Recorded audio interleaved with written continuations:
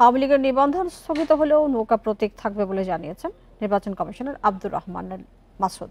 এর আগে প্রতীকের তালিকা থেকে নৌকা বাদ দেওয়ার দাবি জানায় এনসিপি।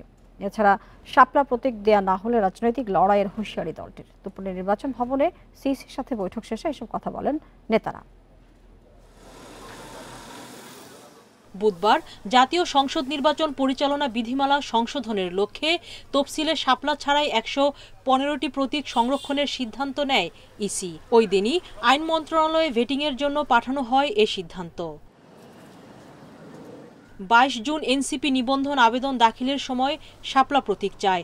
আবার মাহমুদুর রহমান মান্নার নাগরিক ঐক্য ১৭ এপ্রিল একই প্রতীক চায়। দুটি দলই শাপলা প্রতীক চেয়ে একাধিকবার বৈঠক করে ইসির সাথে। শাপলা নিয়ে পাল্টাপাল্টি দাবির মধ্যেই প্রতীকটি তফসিলের বাইরে রেখে দেয় ইসি। দলীয় প্রতীক এবং প্রবাসী ভোট নিয়ে কথা বলতে রোববার সকালে নির্বাচন কমিশনে যান এনসিপির ৫ নেতা।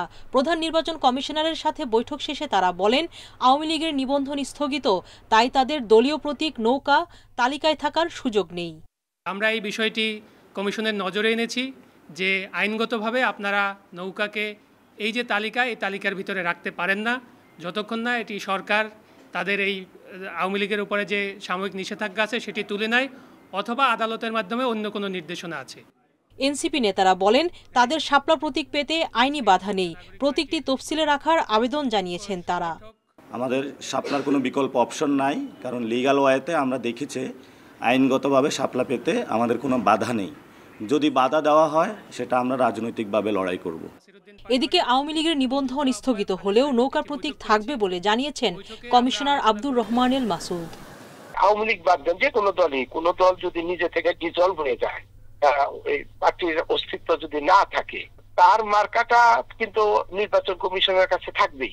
তার বরাদ্দ পত্রটা বাতিল হইল, ওনার নামে যেটাকে অ্যালট করা হয়েছিল সেটা বাতিল হবে। আর তাছাড়া ওই দল তো একেবারে নিষিদ্ধ হয় নাই। শাপলা নিয়ে সিদ্ধান্ত পরে হবে বলেও জানান কমিশনার মাসুদ। সুলতানা জাহান মিতু, ইন্ডিপেন্ডেন্ট নিউজ, ঢাকা।